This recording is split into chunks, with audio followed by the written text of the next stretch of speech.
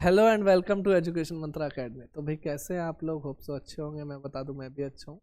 हमने पिछली वीडियो में net profit before tax and extra ordinary item निकालना सीखा, कैश फ्लो, है ना। तो अब हम उसी से आगे बढ़ रहे हैं। ठीक है, आज हमारा डे 10 है। ठीक है, तो चलिए शुरू करते हैं क्लास को। कैश फ्लो में सबसे पहली एक्टिविटी हमारी ऑपरेटिंग एक्टिविटी होती है। अगर आपको भाई ये दिक्कत है कि मेरी ऑपरेटिंग एक्टिविटी में क्या क्या आएगा, इन्वेस्टिंग एक्टिविटी में क्या आएगा, फाइनेंसिंग एक्टिविटी में क्या आएगा, बेसिक कैश फ्लो का कैश एंड कैश इक्विवेलेंट क्या होता है, net profit before tax and extra ordinary item कैसे निकलता है, तो उसके लिए आप हमारा डे 9 देखिए, प्लेलिस्ट में आपको डे 9 मिल जाएगा। ठीक है, तो चलिए क्लास को स्टार्ट करते हैं डे 10 के साथ, जिसमें हम सीखेंगे ऑपरेटिंग एक्टिविटी को। ऑपरेटिंग एक्टिविटी देखो नाम में ही है ऑपरेशंस, है ना। ऑपरेशन यानी ऑपरेटिंग एक्टिविटी, इसकी जो शुरुआत होती है वो हमारी होती है नेट प्रॉफिट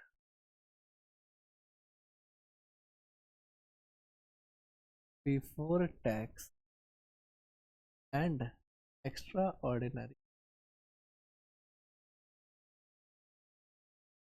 ध्यान से देखना, आसान है ये फॉर्मेट, कईयों को ये यही फॉर्मेट मुश्किल लगता है, जबकि काफ़ी आसान है। शुरुआत कहाँ से होती है? Net profit before tax and extra ordinary item से। अच्छा, एक चीज़ का ध्यान रखना, ये जो हम पिछली वीडियो में हमने नहीं करा था वर्किंग नोट, जिसमें हमने ट्रांसफर टू रिजर्व प्लस करा था और क्या करा था, प्रपोज डिविडेंड, इंटरिम डिविडेंड भी हमने सीखा था, provision for tax, refund of tax, ये सब एडजस्टमेंट करी थी ना। तो वो सारी एडजस्टमेंट करने के बाद जो प्रॉफिट आता था उसे बोलते थे net profit before tax and extra ordinary item. वो आपको निकालना आना चाहिए। अगर आपको ये नहीं आता तो हमारी प्रीवियस वीडियो को रेफर कीजिए, ये हमने वर्किंग नोट में निकाला था। अब देखो हमको क्या निकालना है, ऑपरेटिंग एक्टिविटी। और ऑपरेटिंग एक्टिविटी भी कौन सी होनी चाहिए? कैश वाली ऑपरेटिंग एक्टिविटी होनी चाहिए। तो अब ये आपका आ गया नेट प्रॉफिट बिफोर टैक्स। ठीक है, इसमें कैश और नॉन कैश दोनों मिक्स होंगे। ठीक है, तो मैं क्या करूंगा, नॉन कैश को हटाऊंगा। अब अगर मैं उल्टा चल रहा हूं तो नॉन कैश एक्सपेंस को प्लस करूंगा और इनकम को माइनस कर दूंगा, तभी तो उल्टा चल पाएंगे, है ना। तो अब मैं क्या करूंगा, ऐड करूंगा non cash and non operating expense को, और माइनस किसको करूंगा, non cash and non operating income को। ठीक है, ये हमने क्या कर दिया, माइनस कर दिया। अब दिक्कत ये आएगी कि चलो पहले ये देखते हैं आएगा क्या इससे। इससे मेरा आएगा ऑपरेटिंग प्रॉफिट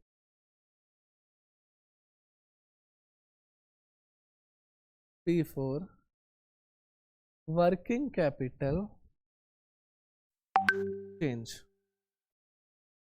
अब देखना यह है कि भाई इन सब में कौन कौन सी चीजें आती हैं। तो देखो इन सब में कौन कौन सी चीजें आती हैं उसे ध्यान से देखना। सबसे पहले है non cash and non operating expense. तो ऐसा एक्सपेंस या तो वो नॉन कैश हो या फिर वो नॉन ऑपरेटिंग हो। नॉन कैश एक्सपेंस किसे कहते हैं? जैसे डेप्रिसिएशन में मेरा कोई भी कैश खर्च नहीं हुआ जबकि वो एक्सपेंस है, तो डेप्रिसिएशन आपका क्या होगा, non cash expense. Tangible asset की वैल्यू कम होती है तो उसे डेप कहते हैं। इंटेंजिबल एसेट की वैल्यू कम होती है तो उसे क्या कहते हैं, अमोर्टाइजेशन कहते हैं। अमोर्टाइजेशन भी आपका क्या है, नॉन कैश एक्सपेंस है। ठीक है, और क्या हो सकता है, interest on borrowing, dividend received, income हो गई, है ना। तो ये जो चीजें हैं ये आपकी ऑपरेटिंग नहीं है, ये आपकी नॉन ऑपरेटिंग है। इन्वेस्टिंग का पार्ट हो सकती है, फाइनेंसिंग का पार्ट हो सकती है, बट ये आपकी ऑपरेटिंग का पार्ट नहीं है। तो उन चीजों को कहा जाएगा नॉन ऑपरेटिंग। नॉन कैश ऐसा एक्सपेंस जो कैश में ना हुआ हो, जैसे provision for doubtful debts, depreciation, ये सारी चीजें आपकी नॉन कैश एक्सपेंस में आता है। तो एक बार लिख लेते हैं, जैसे डेप्रिसिएशन हो गया हमारा, अमोर्टाइजेशन हो गया, इंटरेस्ट हो गया बोरोइंग पे, वो sorry loss on sale of asset हो गया, increase in provision for doubtful debts हो गया। ठीक है, वो सब चीजें आपकी कहाँ आएंगी, यहाँ पर आएंगी, है ना। प्रोविजन फॉर डाउटफुल डेट्स या फिर डेटर वाला जो प्रोविजन है वो सब कहाँ आएगा, यहाँ पर आ जाएगा।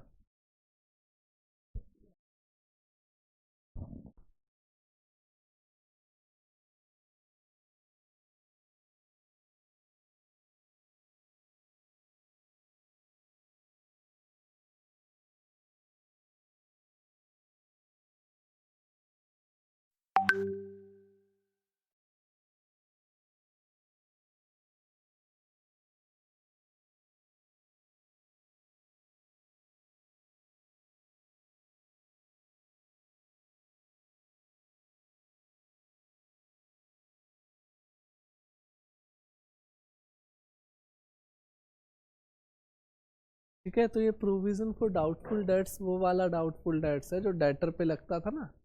डेटर याद हो, डेटर कम हो जाते थे, डर लगता था हमें पैसा डूब जाएगा, तो हम प्रोविजन बना लेते थे। तो ये प्रोविजन फॉर डाउटफुल डेट्स वो वाला प्रोविजन। ठीक है, तो ये सब आपके नॉन कैश एक्सपेंस है। देखो ये जो एक्सपेंस यहाँ तक दिख रहे हैं नॉन कैश है, और ये जो एक्सपेंस है नॉन ऑपरेटिंग है। ठीक है, तो ये अच्छा इंक्रीज इन प्रोविजन फिर नॉन कैश आ गया। तो ये ध्यान रखना, जो नॉन कैश हो या नॉन ऑपरेटिंग है वो सब यहाँ पर आएगा। अब ऐसे ही non cash non operating income भी हो सकती है, जैसे कि gain on sale of machinery या फिर gain on sale of asset, interest received, dividend received. अच्छा ऊपर मैंने क्या डिविडेंड पे लिखा? नहीं, क्योंकि डिविडेंड पे या तो प्रपोज्ड होगा या इंट्रिम होगा। प्रपोज्ड होगा तो वर्किंग नोट में चला गया, इंट्रिम होगा तो भी वर्किंग नोट में चला गया, है ना। तो दोनों तरीके के डिविडेंड आ गए वहां पे, रिसीव्ड यहाँ पर आ जाएगा। ठीक है, और decrease in provision for doubtful debts है, तो वो भी आपकी इनकम हुई ना, तो वो भी आपका non cash non operating income है, तो वो भी आपकी यहाँ पर आ जाएगी। तो क्या आ गया? Operating profit before working capital changes. अब एक चीज का ध्यान रखना, अब मेरे पास ऑपरेटिंग प्रॉफिट आ चुका है और मैं कर भी क्या रहा हूँ, ऑपरेटिंग एक्टिविटी ही कर रहा हूँ। ठीक है, तो अब मैं सीधा चलना चालू करूंगा। जैसे अभी मैं उल्टा चल रहा था ना, एक्सपेंस को प्लस इनकम को माइनस, अब मैं सीधा चलना चालू करूंगा। तो जो चीज़ प्लस होगी वो प्लस ही करूंगा, जो माइनस होगी वो माइनस ही करूंगा। आप लोगों को पता है वर्किंग कैपिटल का मतलब होता है करंट एसेट और करंट लायबिलिटी, है ना, यही फॉर्मूला होता है। तो अब मैं इफेक्ट डालूंगा इसका, किसका? करंट एसेट और करंट लायबिलिटी का। तो अब आपको देखना है, मैं ऐड कर रहा हूं decrease in current asset, increase in current liability, और लेस क्या कर रहा हूं? Increase in current asset, decrease in current liability. अब ये मैंने ऐड और लेस ऐसे ही कर दिए? नहीं, इसके पीछे का लॉजिक देखो।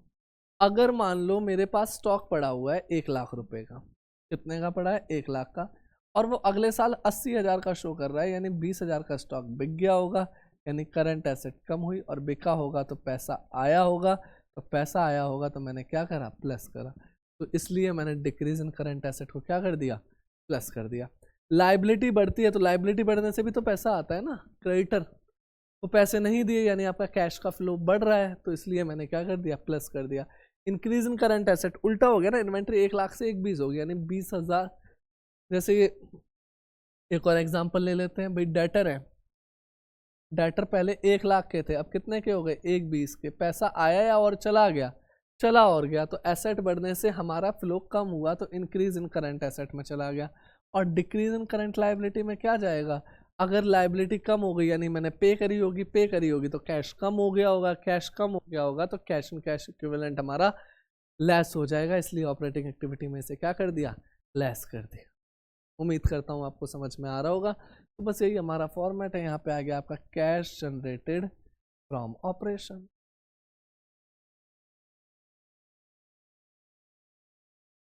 हाँ, अब क्या बचा? टैक्स बचा, टैक्स माइनस कर, टैक्स पेड, प्रोविजन नहीं है, ये क्या है? टैक्स पेड है।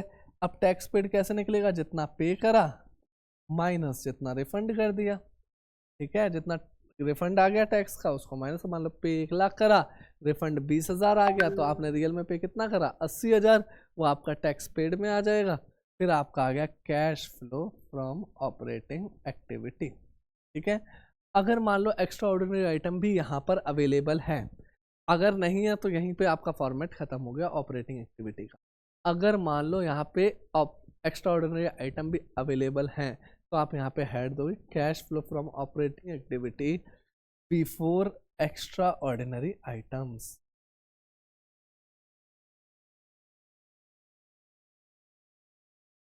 अब देखना एक्स्ट्रा ऑर्डिनरी आइटम कौन सी एक्टिविटी से आ रहे हैं। अगर इन्वेस्टिंग से आ रहे हैं तो इन्वेस्टिंग के फॉर्मेट में जाएगा, ऑपरेटिंग से आ रहे हैं तो ऑपरेटिंग के फॉर्मेट में जाएगा। एक्स्ट्रा ऑर्डिनरी मतलब जैसे आग लगना, भूकंप के कारण नुकसान हो जाना, नेचुरल डिजास्टर जितने तरीके के होते हैं सब एक्स्ट्रा ऑर्डिनरी में आते हैं।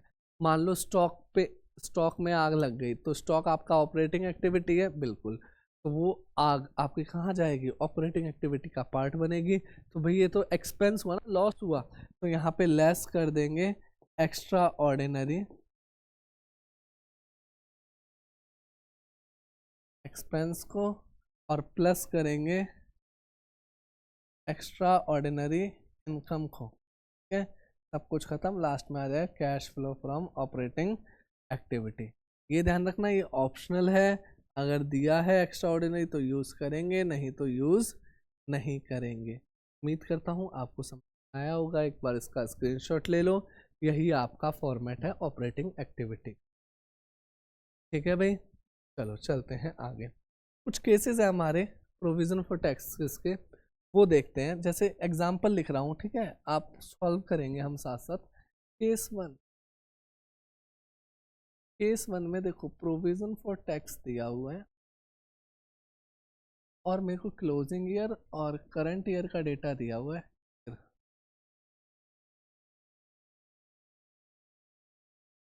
प्रीवियस ईयर और करंट ईयर, प्रीवियस ईयर दिया है 2 लाख, करंट ईयर दिया है 3 लाख, बस और कोई डेटा नहीं है। वो हमसे कह रहा है आप सॉल्व कर दो भाई इसे जल्दी। तो चलो हम इसे सॉल्व करते हैं। सबसे पहले देखो प्रोविजन फॉर टैक्स आपके लिए लाइबिलिटी है ना, तो लाइबिलिटी बढ़ती है तो हम क्या करते हैं, क्रेडिट करते हैं, लाइबिलिटी कम होती है तो हम क्या करते हैं, डेबिट करते हैं। यही करते हैं, यही करते हैं, ठीक है। तो अब बताओ भाई, प्रीवियस बैलेंस यानी ये ओपनिंग बैलेंस है, तो इसको हम क्रेडिट साइड लिखेंगे बाय बैलेंस पीडी करके। कितने का है भाई, ये 2 लाख का। और ये क्लोजिंग बैलेंस है, इसको हम डेबिट साइड लिखेंगे टू बैलेंस सीडी करके। कितने का है भाई, 3 लाख का। ये बीडी सीडी हो गया, नीचे लिख देते हैं भाई सीडी।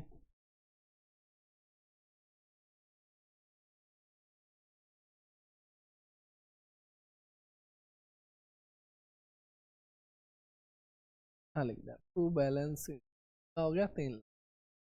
अब देखो क्या मैंने इस साल और कुछ करा, नहीं, और कुछ भी नहीं करा इस पूरे साल में, क्योंकि मेरे को और कोई एडजस्टमेंट तो टैक्स से रिलेटेड मिली नहीं है।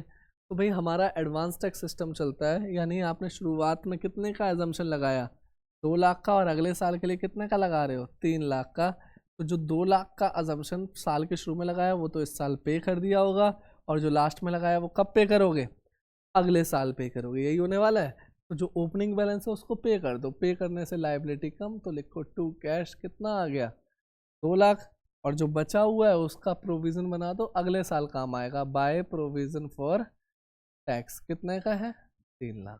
ठीक है, तो देखो फर्क देखना, जो टैक्स पेड हुआ वो यहाँ पर आ जाएगा टैक्स पेड में 2 लाख रुपए का, और जो प्रोविजन बना वो हमने जो net profit before working cap, वो net profit before extra ordinary item निकालना सीखा था, वहां पर आ जाएगा, ऐड हो जाएगा। क्लियर है इतना। इसी का केस 2 है, वो देखते हैं। चलिए केस टू में सेम है, प्रोविजन फॉर टैक्स,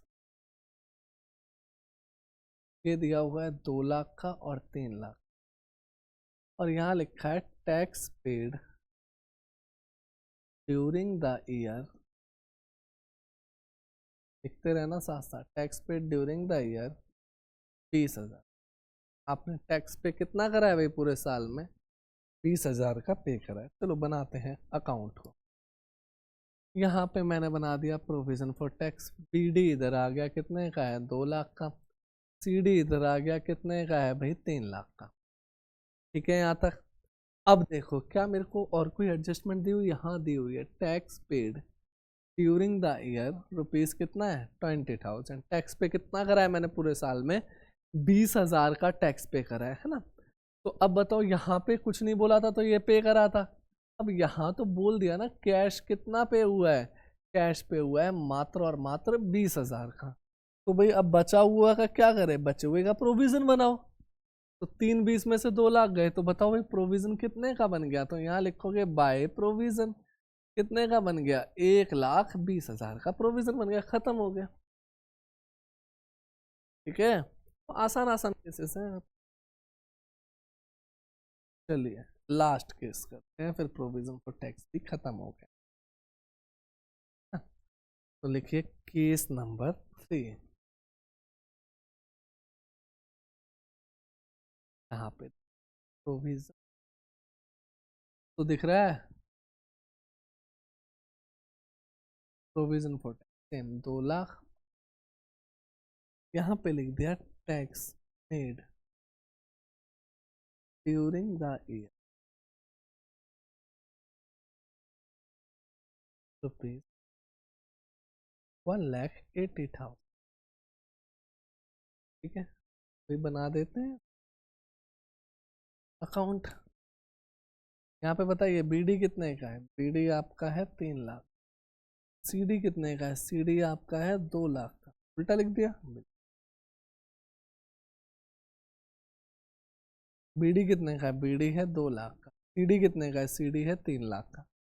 और कोई डेटा दिया हुआ है, इस बार देखो मेड लिखा है, पिछली बार क्या लिखा था, पिछली बार पेड लिखा था। फर्क है, मेड का मतलब आपने प्रोविजन बना लिया, पेड का मतलब आपने टैक्स पे करा। अब प्रोविजन बनाया किस साइड, इस साइड, तो यहाँ पे आप लिखेंगे बाय प्रोविजन फॉर टैक्स या फिर P&L। कितने का प्रोविजन बनाया, 180 का, तो 380 में से 3 लाख गए, यहाँ पे कितना बच गया, 80,000। यहाँ लिख दिया टू कैश, पे कितना करा, बैलेंसिंग फिगर, यानी इस साल पे कितना हुआ, केवल और केवल 80,000 इस साल पे हो गया। उम्मीद करता हूँ आपको प्रोविजन फॉर टैक्स के केसेस समझ आए होंगे। क्लियर है इतना? अच्छा एक काम करते हैं, ऐसे तो भाई आपकी क्लास लंबी चली जाएगी, कितने देर की होगी क्लास, ऐसे तो क्लास लंबी चली जाएगी। आज हम ऑपरेटिंग एक्टिविटी कर लेते हैं, कल इन्वेस्टिंग और परसों फाइनेंस। ठीक है, फिर नेक्स्ट क्वेश्चन कर लेंगे और इसी के साथ कैश फ्लो खत्म हो जाए। चलिए, अच्छा इसका स्क्रीनशॉट लेना हो तो ले लीजिए। ठीक है, चलिए अब देखिए कुछ क्वेश्चंस हैं, जैसे आपके TS ग्रेवाल बुक को फॉलो किया गया है, उसमें आपका क्वेश्चन नंबर 17 है। ये कह रहा है sunrise limited reported net profit after tax, कितने का दिया हुआ है, 6,40,000। कह रहा है सनराइज लिमिटेड ने नेट प्रॉफिट आफ्टर, मेरे को क्या चाहिए, बिफोर चाहिए, और दिया क्या है, आफ्टर दिया हुआ है, कितने का दिया हुआ है, 6,40 का। For the year ended 31 March 23 relevant extract balance sheet as a 31 March 23। तो कुछ बैलेंस शीट दी हुई है जिसमें आपको देखो इन्वेंट्रीज दिया है, ट्रेड रिसीवेबल दिया है, प्रीपेड एक्सपेंस, ट्रेड पेबल और प्रोविजन फॉर टैक्स। देखो अभी अभी हमने प्रोविजन फॉर टैक्स के केसेस करे हैं, कर देंगे ना। ये सब करंट एसेट और करंट लाइबिलिटी का डेटा दिया हुआ है ना। फिर कह रहा है भाई depreciation charge on plant and machinery ₹55,000। Insurance claim receive, ये तो एक्स्ट्रा ऑर्डिनरी हो गया भाई, इंश्योरेंस का क्लेम मिल रहा है, तो क्या ये एक्स्ट्रा ऑर्डिनरी आ गया है ना। Gain profit on sale of investment 20,000, ये आपका नॉन ऑपरेटिंग एक्टिविटी हो गया, ये हमको अपेयर्ड पाया गया स्टेटमेंट ऑफ P&L में for the year ended 31 March 23 है। वो हमसे cash flow from operating activity की क्या कर रहा है, डिमांड कर रहा है। चलिए शुरू करें।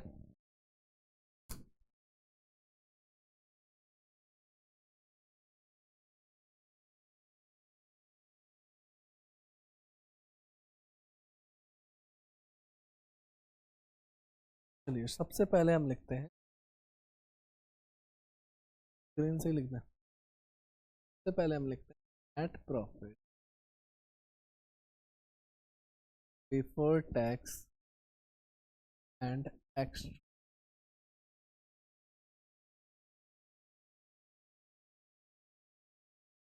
ये दिया हुआ है भाई। अब इसमें ऐड करेंगे, पहले फॉर्मेट बनाना है, ऐड करेंगे non cash non operating expense, बोलते रहो भी मेरे साथ साथ, हाँ।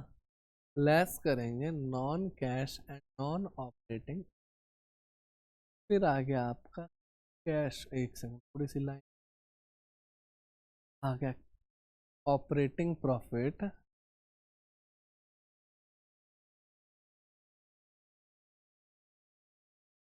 Before working capital change.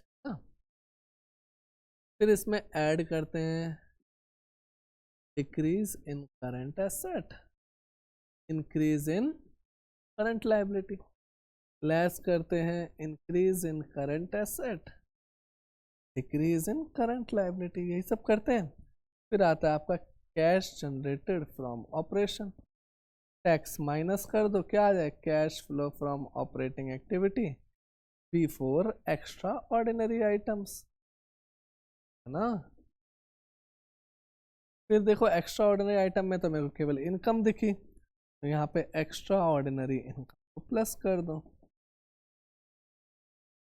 और क्या आ जाए cash flow from operating activity. यही बनाना फॉर्मेट भाई। चलो अब क्वेश्चन के हिसाब से चीजें पुट करना चालू करते हैं। सबसे पहले देखते हैं कि भाई मेरे को क्या निकालना है, net profit before tax and extra ordinary item. तो उसके लिए हम एक काम करते हैं, निकाल लेते हैं। यहाँ पे हमको दिया हुआ है statement of P and L यानी प्रॉफिट एंड लॉस अकाउंट, कितने का दिया हुआ है भाई देखना जरा, 6,40,000 का दिया हुआ है। तो यहाँ पे लिखो आप प्रॉफिट कितना हो गया, 6,40,000। इतना आया समझ में, आगे बढ़ते हैं। अब देखो भाई पिछली क्लास में हमने सीखा था non cash non operating expense को क्या करेंगे, और नहीं वो नहीं, पहले वर्किंग नोट बना रहे हैं। क्या करा था, ट्रांसफर फॉर रिजर्व प्लस करा था, और क्या करा था हमने, ट्रांसफर फॉर रिजर्व प्लस करा था, और क्या करा था, प्रपोज्ड इंटरिम ये भी प्लस करा था।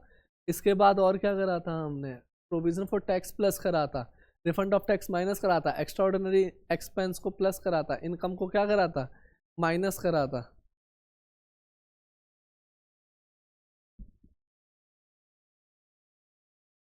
देखो ठीक है, तो देखो कहीं ऐसे कोई आइटम दिख रहे हैं, हाँ भाई मेरे को प्रोविजन फॉर टैक्स तो दिख रहा है, हाँ एक्स्ट्रा ऑर्डिनरी भी दिख रहा है, इनको एडजस्ट कर दें। तो याद करो अभी अभी हमने प्रोविजन फॉर टैक्स के केसेस करे थे, 3 केसेस थे, उनमें से कोई केसेस लग रहा है आपको कि इसमें रिपीट हो गया, 2 बैलेंसेस दिए हुए हैं और मेरे को कुछ भी नहीं बोला गया कि प्रोविजन फॉर टैक्स का कुछ हुआ है। तो फिर क्या करें, प्रोविजन फॉर टैक्स का अकाउंट बनाओ।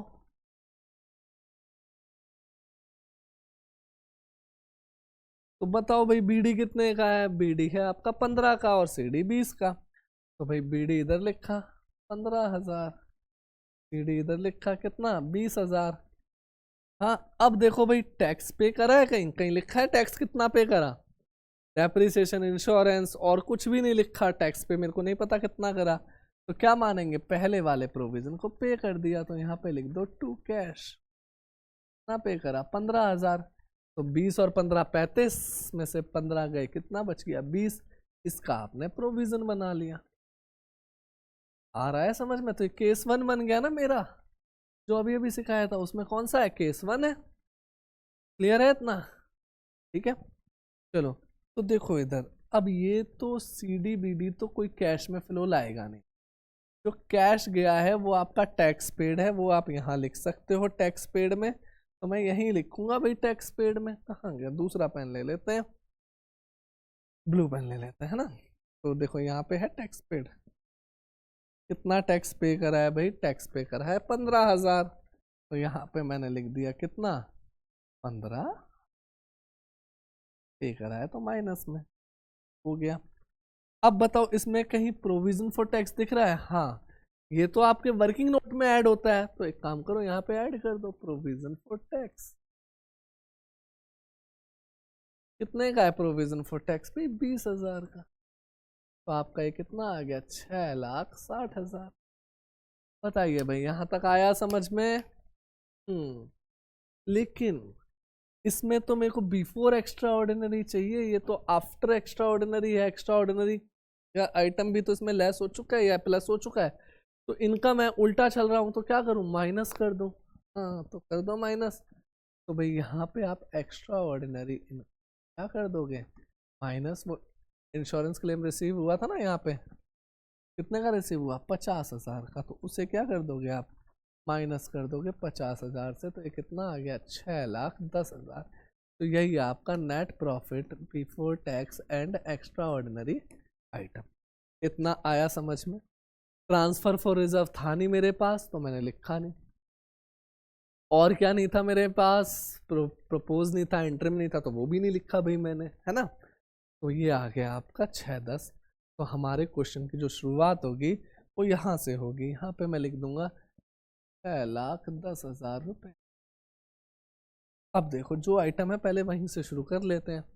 इन्वेंट्रीज, इन्वेंट्री बताओ करंट एसेट है, हाँ। बढ़ रही है घट रही है? घट रही है। डिक्रीज इन करंट एसेट, कितने से घट रही है? केवल 10,000 से घटी है। तो देखो कहीं है ऐसा option decrease in current asset का? ये रहा, तो यहां लिखो डिक्रीज इन इन्वेंट्री। कितने से घट गई? 10,000 से।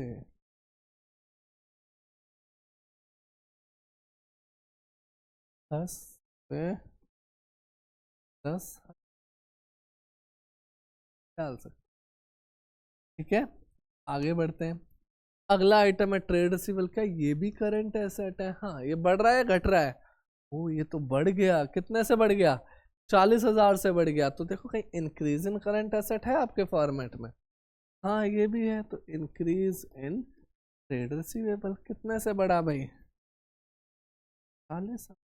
प्लस होगा या माइनस होगा? ये माइनस होगा। अच्छा ऊपर वाला प्लस होगा।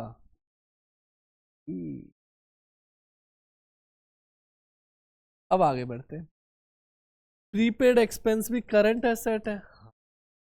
बढ़ रहा है घट रहा है? ये भी बढ़ रहा है। 6,000 से 20,000 हो गई। कितने से बढ़ रहा है? 14,000 से। इसको बढ़ा दो। तो यहाँ पे लिखो इंक्रीज इन प्रीपेड एक्सपेंस। कितने से बढ़ गया भाई? 14,000। और भी कोई है क्या? हाँ ट्रेड पेबल करंट लाइबिलिटी है। ये बढ़ रही है घट रही है? ये भी बढ़ रही है। कितने से बढ़ रही है? बस 30,000 से बढ़ रही है। तो भाई इसे भी लिख दो, ये यहाँ पर आएगा। इंक्रीज इन ट्रेड पेबल कितने से बढ़ा था भाई? 30,000 से। देखो 30 और 10 40, और 40 और 14 54,000। ये माइनस हो रहा है वो प्लस हो रहा है, देखते हैं कितना आता है ना। चलो भाई यहाँ तक तो मेरा हो गया। प्रोविजन फॉर टैक्स मैं पहले ही कर चुका हूँ। डेप्रिसिएशन नॉन कैश एक्सपेंस है, हाँ। तो यहाँ लिखो ना नॉन कैश एक्सपेंस। आ गया यहाँ पे लिखो मशीन। कितने का था भाई डेप्रिसिएशन? डेप्रिसिएशन 55,000 का है, तो लिख दो ना भाई 55।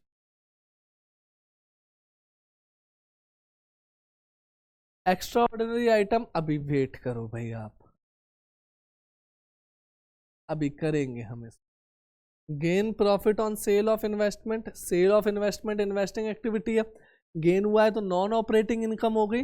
हाँ नॉन ऑपरेटिंग इनकम हो गई। तो यहाँ पे लिखो ना, यहाँ पे लिखो gain on sale of investment.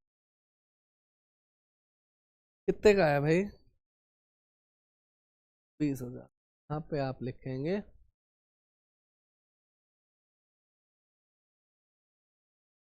और कुछ दिख रहा है? नहीं। अभी एक्स्ट्रा ऑर्डिनरी वेट क्यों करा रहा हूँ, लास्ट में एक्स्ट्रा ऑर्डिनरी। चलो भाई सॉल्व करते हैं। यहाँ पे बताओ ये प्लस का है 55,000, माइनस का है 20,000। ये निकालो। 6 10 में 35 जोड़े 6 45, बिल्कुल ठीक है। 6 45 में 14 माइनस कर दो तो कितना रह गया? 6,31,000।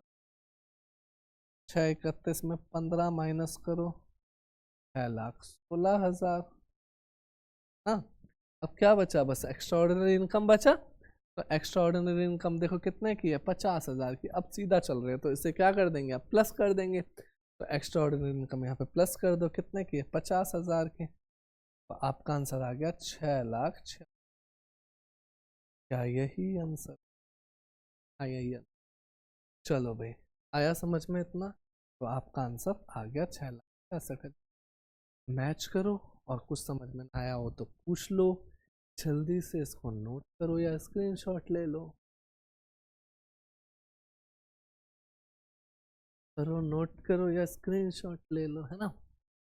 चलिए भाई एक क्वेश्चन और कर ले। वैसे क्लास सर 30 मिनट की हो चुकी है, हाँ हो तो चुकी है। एक क्वेश्चन और कर लें या ये होमवर्क दे दूं? दे सकते, कर भी सकते, करते का है। चलो भाई शुरू करें। क्वेश्चन को कह रहा है net profit statement of P&L का बैलेंस दिया हुआ है, कितने का दिया हुआ है? 8 लाख का। Final dividend paid in the year, तो ये क्या होगा, ये वर्किंग नोट में प्लस हो जाएगा। Compensation for natural disaster credited in statement of P&L, ये तो एक्स्ट्रा ऑर्डिनरी इनकम हो गई भाई। हाँ बिल्कुल। डेप्रिसिएशन ये नॉन कैश नॉन ऑपरेटिंग चला गया। Loss on sale of investment ये भी non cash non operating expense में चला गया। Gain on sale of land ये भी non cash and non operating income में चला गया, क्योंकि ये क्या है, गेन है। ठीक है। प्रोविजन फॉर टैक्स इसी साल का है, हाँ, तो ये वर्किंग नोट में चला गया। डिविडेंड रिसीव्ड देखो, पेड होता तो आपका कहाँ पे जाता, वर्किंग नोट में जाता। डिविडेंड रिसीव्ड है, ये भी आपका non cash and non operating income में चला गया। ये तो सीधा सीधा दिया है, decrease in current asset, increase in current liability, decrease in current liability, increase in current asset, income tax refund और इनकम टैक्स पेड, है ना। चलो कर देते हैं इस क्वेश्चन को। चलिए आप कह रहे हैं तो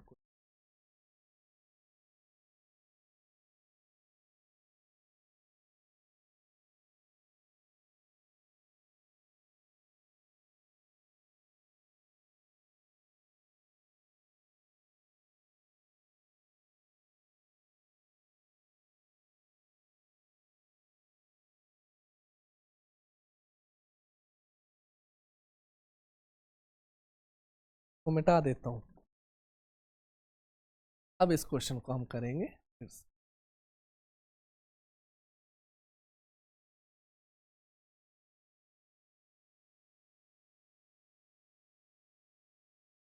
ट्राई करते हैं क्वेश्चन को जल्दी से। सबसे पहले हम वर्किंग नोट बनाएंगे, तो वर्किंग नोट की शुरुआत कहाँ से होगी, स्टेट चलने लगी भाई। वर्किंग नोट की शुरुआत कहाँ से होगी, statement of profit and loss से। तो क्या वो दिया हुआ है स्टेटमेंट ऑफ P&L? हाँ दिया हुआ है, कितने का, 8 लाख। तो यहाँ पे आप लिखेंगे 8 लाख। ठीक है। अब देखो भाई, final dividend paid in the year, यानी कि ये प्रपोज या इंटरिम हो सकता है, इसी साल है तो प्लस करेंगे बिल्कुल। तो यहाँ पे आप प्लस करो फाइनल डिविडेंड। कितने का है भाई फाइनल डिविडेंड, 1/10 का। तो भाई फाइनल डिविडेंड आपने लिख दिया 1,10,000। ठीक है। तो ये हो गया और ये भी हो गया मेरा, है ना। Compensation for natural disaster extra ordinary है, वेट करो करेंगे भाई इसके लिए। यहाँ पे हम लिख देते हैं वेट, इंतजार करो। डेप्रिसिएशन आपका non cash non operating expense में जाएगा। तो देखो मैं दोबारा नहीं बना रहा इस फॉर्मेट को, है ना, इसी को ही हम दोबारा से कर लेते हैं।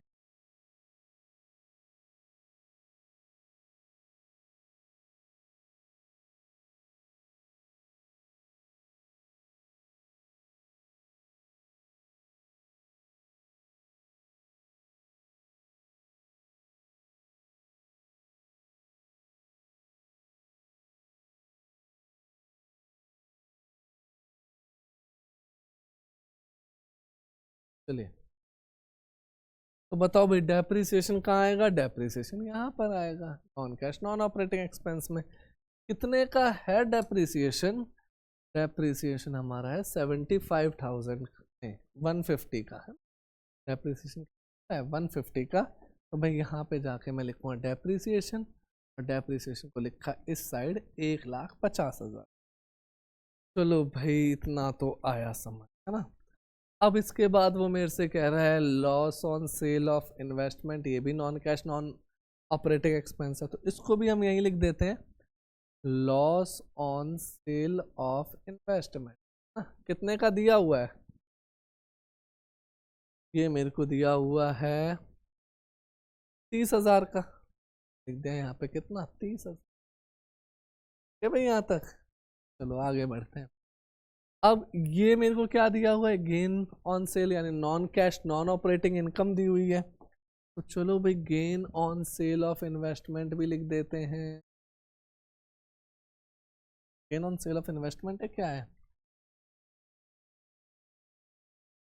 लैंड है ना, कितने के? 90,000 का। चलो लिख, gain on sale of land कितने का है? 90,000 का। ये भी मेरा यहाँ तक आया समझ में? बिल्कुल आ गया समझ में। चलिए, प्रोविजन फॉर टैक्स, ये तो वर्किंग नोट का पार्ट बनेगा।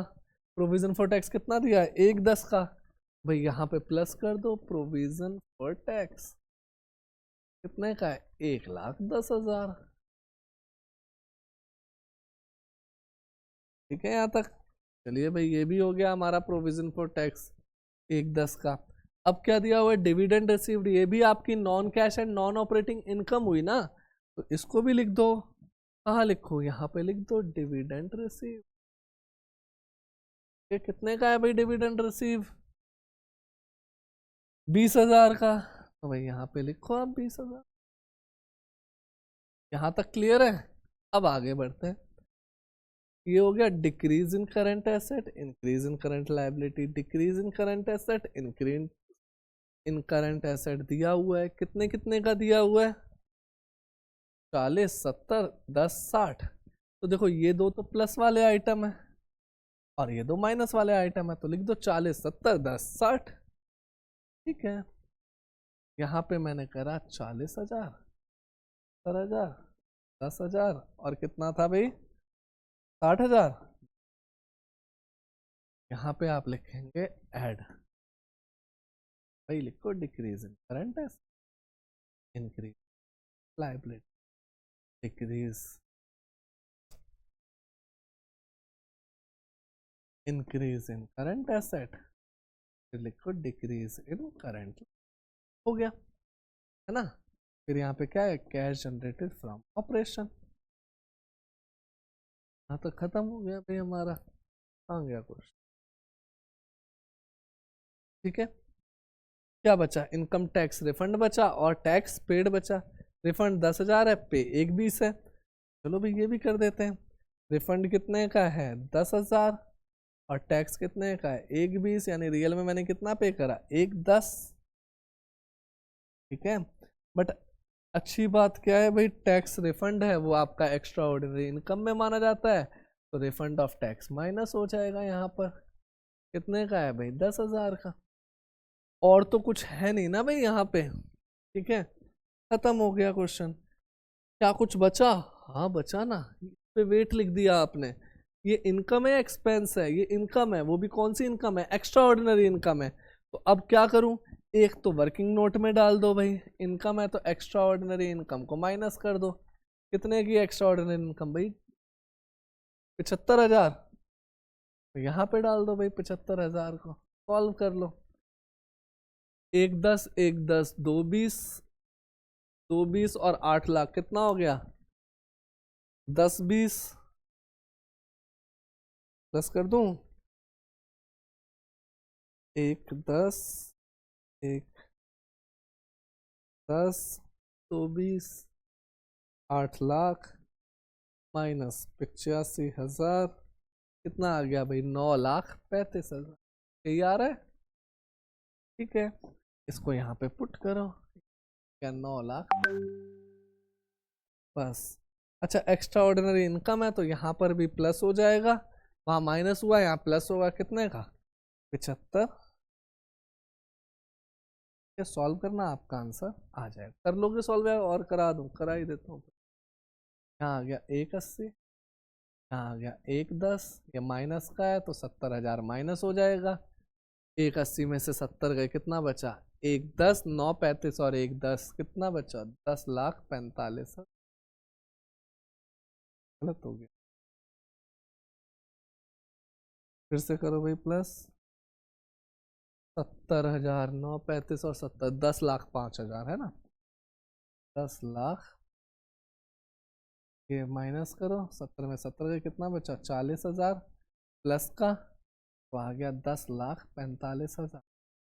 10,45 में से 1,10 गए, 10,45 में से 1,10 आपका क्या बचा 9,35,000, 935 में से 75,000 को प्लस कर दो, आगे आपका आंसर 10,10,000। क्या यही आंसर? हाँ यही है। चलो इसी के साथ हमारी ऑपरेटिंग एक्टिविटी खत्म हुई। कल हम करेंगे इन्वेस्टिंग एक्टिविटी को, ठीक है, उसको हम कल करेंगे, नहीं तो क्लास लंबी हो जाएगी। आज के लिए इतना ही है, मिलते हैं अगली क्लास में इन्वेस्टिंग एक्टिविटी के। हेलो।